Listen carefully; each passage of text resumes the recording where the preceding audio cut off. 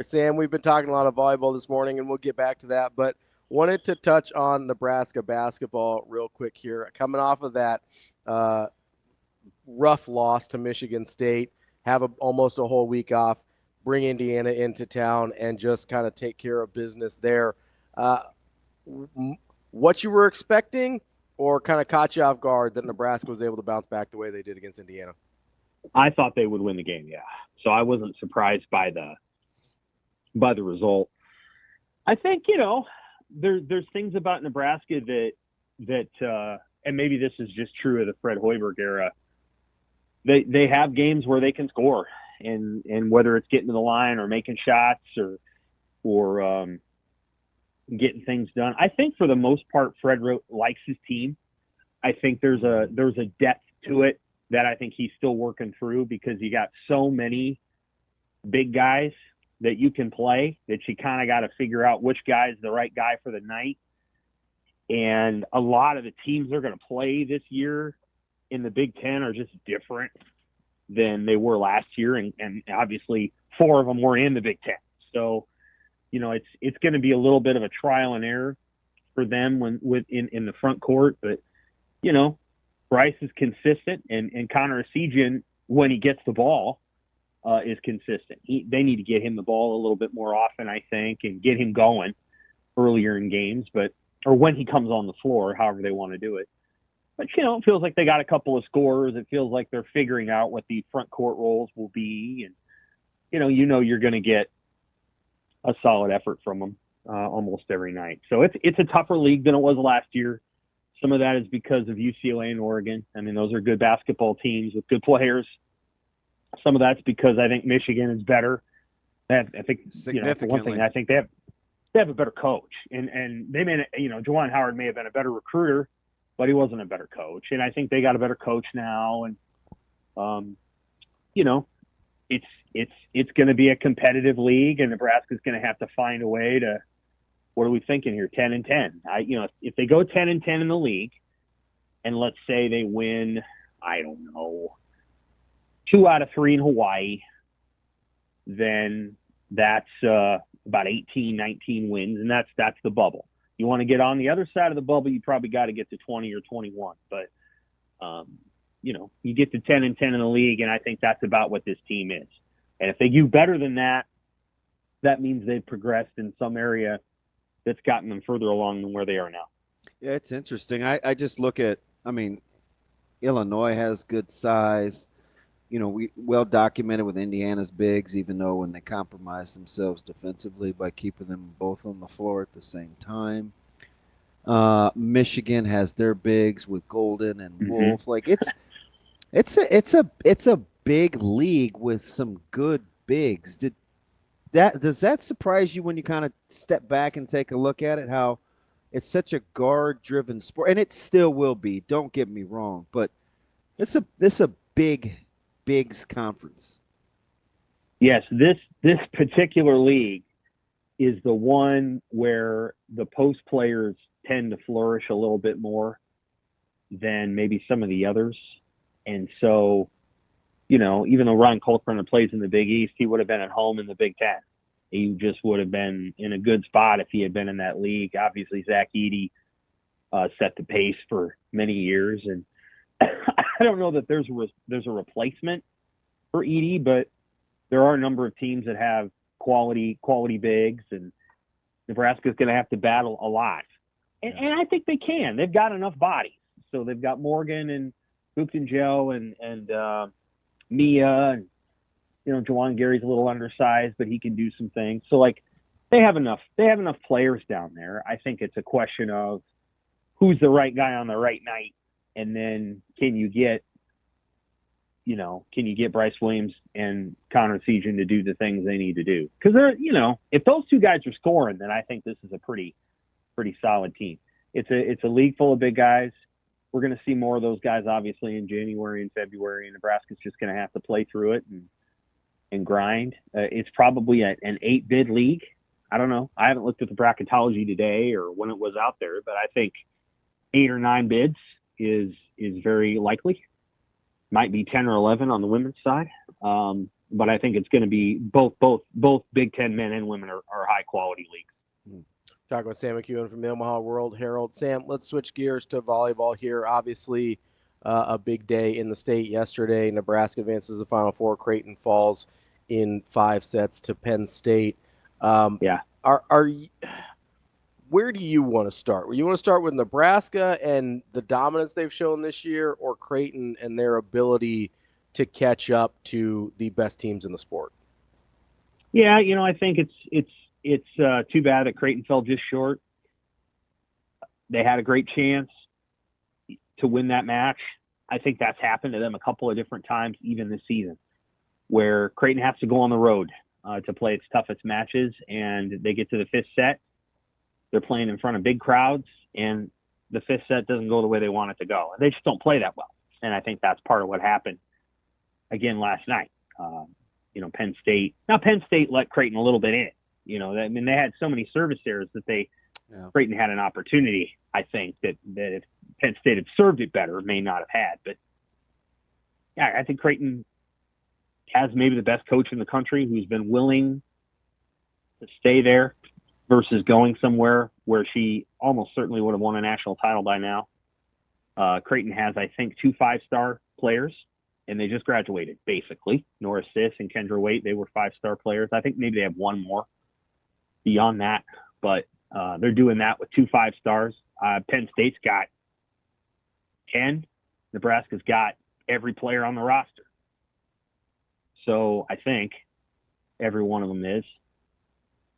And when you have 14 5-stars, you can sit on a folding chair and point at people. They do so much of the work themselves.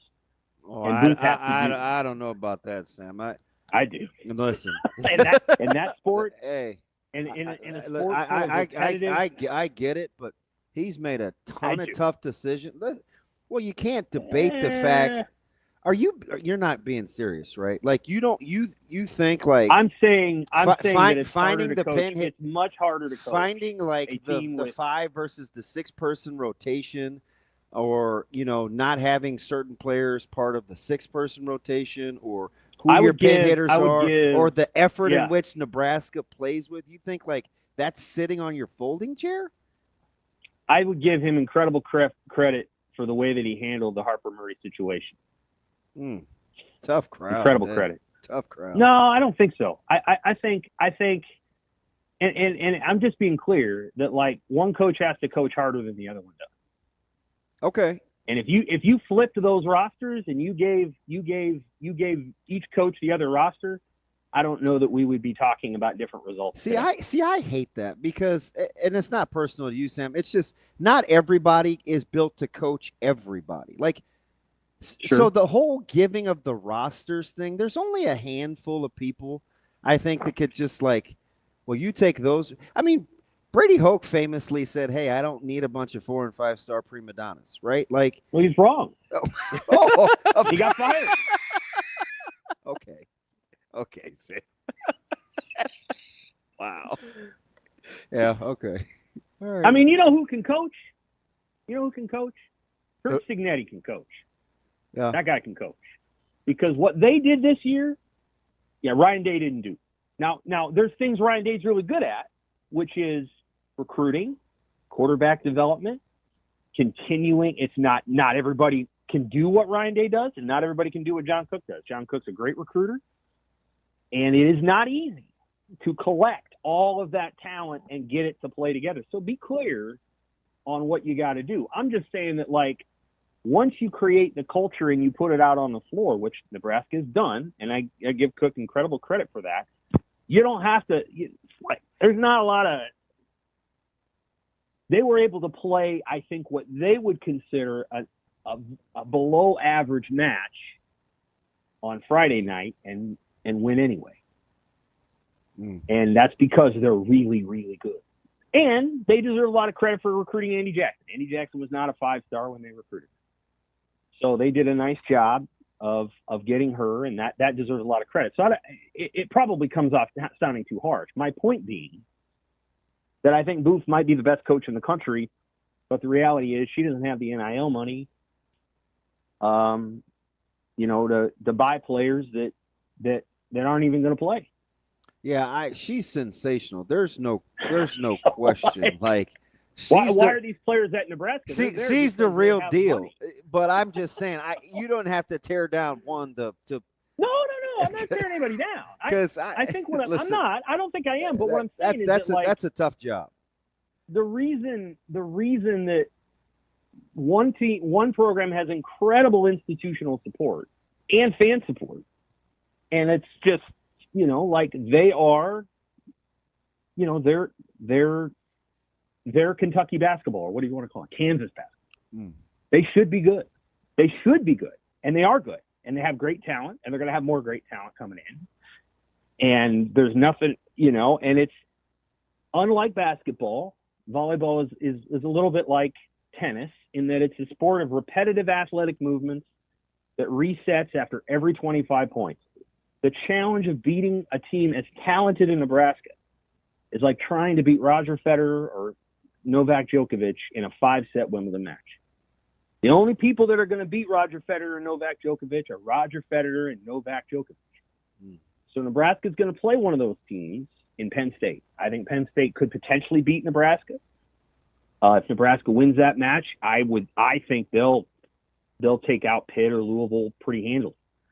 But that's what I mean, is like the sport, when you create an event where somebody can't just beat you over the course of 40 minutes and beat you by one because they had a 12-point lead. It doesn't work that way. Like, it resets after 25 every time. So, like, the challenge of beating Nebraska at this point, with as talented as they are, is really high. And to be clear, I give Nebraska's players a lot of credit. I give Merritt Beeson a lot of credit. I think she's a great leader. And I give credit to players like Ken Dior that decided to stay. And she didn't have to stay. She could have transferred anyway. She didn't do it. Now, some of that is because Nebraska has built an incredible program that makes it easier for these players to stay because, they're getting, great support. Sam, you're my guy. I'm always. I got to go back and get something, man, because I can't. I'm having a hard time dialing in. I really, I just want to be clear. You didn't really compare the coaching exploits of Day to Cook. It was the ability to procure talent. I'm stuck on that. Sure. Because if Ryan Day got his team to play as hard relative to Nebraska's volleyball team, he wouldn't be in fear of his job. I'm just saying. Well, I agree with that. Football's again one of the things I would say, that comparison piece that's hard is football's a much harder sport to win at that level at. And Okay. you know that. Okay. You know that. Yeah, I was getting palpitations, and I'm like, I didn't take it as my tummy's not sitting What- well. I didn't would take it say, as a and direct again, comparison between Cook and Day. No, I could talk about this all day. I really could. I could tell because The- I know you've given this some thought. The dynamic in the sport of volleyball, there's a reason why 4 number 1 seeds are in the Final Four. Oh, Like, yeah. It's very, very, and we're going to see the sport reset next year because the COVID year is going to be gone. Pittsburgh's best player, I think, has been there for 6 years, and we're going to see the sport reset a little bit, and I think you're going to see more parity come in. Obviously, Nebraska's going to have to figure some things out, all the rest. But no, I mean, I think Cook's a Hall of Fame coach, maybe, the best coach of all time. But on top of that, like, John Wooden was the best coach of all time, right? In basketball. At a time, yeah. John Wooden could sit on the bench. He could. He had Kareem. Yeah, I don't know. Like, these things help. Sam, So like, one of the things that always happens in college sports, we do this all the time, where we put a lot of it on the coaches, and I get it. But I'm a big believer in the players doing a lot, having a lot to do with the level of success. I would just say again that, like, what Booth has been able to accomplish at Creighton, let's make it positive. What she's been able to accomplish at Creighton is pretty extraordinary. Yeah, she's sensational. Because they don't have any of the institutional, they don't have the kind of money, they don't have the kind of They're in a league that doesn't help them to get better. I mean, they're not sharpening iron. I don't think a Big East team has ever been to the Final Four. And so what she's been able to accomplish with 2 5-stars who are, again, great players and now leaving, is just pretty amazing. And you know, again, you feel for her a little bit because she can coach as well as she can coach. And at the end of the day, Penn State's got a couple of players that are just amazing. Yeah. Sam, and that's – go ahead. And that's been true of Nebraska too. Like, Nebraska's never lost to Creighton, and I would say that isn't because Booth isn't as good of a coach. I think that's because Nebraska has better players. And it is about the athletes a lot of the time. Sam, so in your tennis analogy, not just because they're both from Omaha, but does that make Creighton Andy Roddick in this scenario? Sort of. I mean, Andy Roddick in a different era would have won 7 majors. Yeah, I agree. Actually, if he had played in the if he had played in the 90s, like 80s and 90s, shut the front door with 7 majors. Maybe not 7, but he would have won multiple. Well, okay, he would have won multiple. I got to go by what you said. You nodded in affirmation that he'd win 7. No, he wouldn't. That's ludicrous. 7 strong. My number's like 4 or 5. I think he won. Just say he would have won more. I agree. I'm like, what? I agree. He would have won multiple majors if he wasn't playing with. He would have won more. Okay, I get it. 7 is high. See what you did this morning, Sam. 7 is high, but like Mats Wilander, who no one knows who that is. He won 3 in 1 year in the 1980s. No one even knows who Mats Wilander is, but he did. He definitely would have won a couple Wimbledons. He definitely would have won a couple. Great hair, and at least another U.S. Open. This is what I mean. Is it like? I would say this: if Wimbledon was 3 sets, he would have won more. Yes, 100%. It's just so hard. Okay, what's Michael Chang doing in 2024? Not a damn thing. It's all relative. Well, he still plays on those senior tours. I went and watched him a couple of years ago. So anyway, Michael Chang, underrated. The point of the segment is just real quick. I don't need so many people. Well, I mean, John Cook's a Hall of Fame coach. He's a legend. What I would say is that the gift that guy has at this point is he assembles the best team in college volleyball. Now, that in and of itself is a challenge. But, that's when they walk on the court, they should win. And they do. And now the one team that I think can take them all the way to the limit, because I put this on Twitter last night, there's one team that I think can actually take Nebraska to the limit, and that's Penn State, because they have just about as much talent, including 2 players that left Nebraska who could have started at Nebraska that are on their team, and Penn State's really, really good. They're one of the blue bloods. Sam, you don't they're think the one team that could potentially beat Nebraska. You don't think Pitt's best? You don't think their player of the year is their best player? Because she's just a sophomore.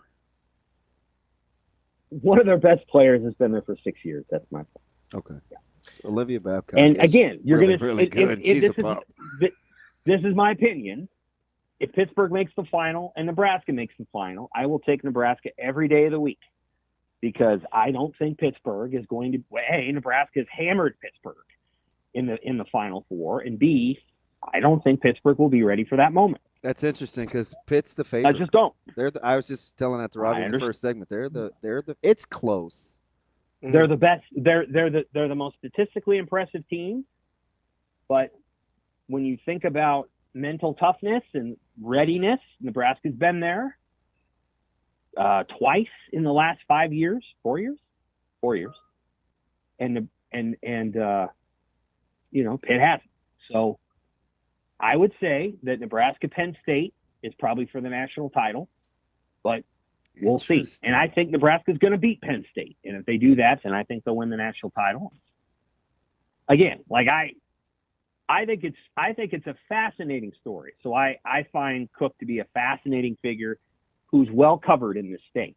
I think Booth doesn't get as much attention because her teams don't make the Final Four, but I think I would give her a lot of credit for staying at Creighton. And the idea that she couldn't take a team of 5-stars and win a national title, I think she probably could. Hey, Sam, let me ask you something. because we're all taking truth serum this morning. Is Nebraska's staff, football wise, better on paper on December 16th than it was on November 16th? So these are just all the defensive coaches. Well, and Shorts. You have Shorts and Holgerson. Holgerson being official. Let's go to October 16th. Yeah, so pre-Holgerson. Yes. Isn't that weird? Yes. Yeah. I mean, Shane, what's the James Bond? What's the movie Skyfall? So, 2 weeks ago, we thought this was like James Bond. We've gone everywhere right? today.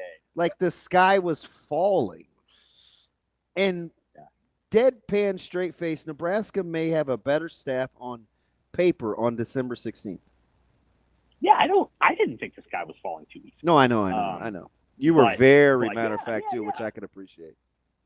Yeah, I think Holgerson's a huge ad for sure, and so that was a big deal. I think that side of the ball really needed to be addressed and resolved. The second thing that I think is that the defensive coaching staff, Tony White did a great job here. And so, you don't want to necessarily say, well, they're just going to do whatever. But no, he was fantastic. Butler's a good replacement. The defensive backs coach appears to be Addison Williams. I think he's got a lot of experience, and listened to a couple of his interviews yesterday. And he loves the game and tends to love his guys. And then I do think the defensive line coach is appears to be a very good hire. So I'm not going to sit here and tell you that I know that much about that guy, but I think he'll probably be a very good recruiter. And, again, anybody who's affiliated with coaching, Chris Jones, who's going to be in the Hall of Fame. I mean, he's an all-timer. He's a great, great player.